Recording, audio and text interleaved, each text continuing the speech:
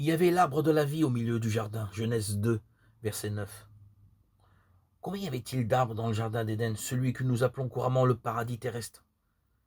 Des quantités, paraît-il. Dieu fit pousser du sol toutes sortes d'arbres à l'aspect attrayant et aux fruits savoureux. Genèse 2, verset 9.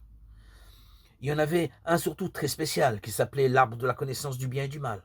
Celui-là, nous nous en souvenons que trop bien. Mais que de nous se souvient de l'autre arbre mentionné tout à fait explicitement dans le texte? Je cite, il y avait aussi l'arbre de la vie au milieu du jardin. Celui-ci, curieusement, nous avons tendance à l'oublier. Quant à l'autre, celui de la connaissance du bien et du mal, rien ne nous dit quelle était sa place. Mais écoutez la réponse de la femme au serpent. Nous mangeons les fruits des arbres du jardin, mais pour celui qui est au milieu du jardin, Dieu a dit, vous n'en mangerez pas, vous n'y toucherez pas, sinon vous mourrez. Vous avez remarqué le déplacement? Simplement parce qu'elle a écouté la voix du soupçon.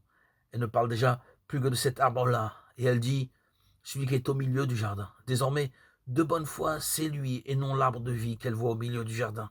Son regard est déjà faussé parce qu'elle a laissé le serpent lui parler. Alors celui-ci peut continuer son petit travail de sape.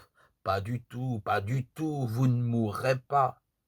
Mais Dieu sait que le jour où vous en mangerez, vos yeux s'ouvriront, et vous serez comme des dieux, connaissant le bien et le mal. Le venin du soupçon est désormais inoculé à l'humanité.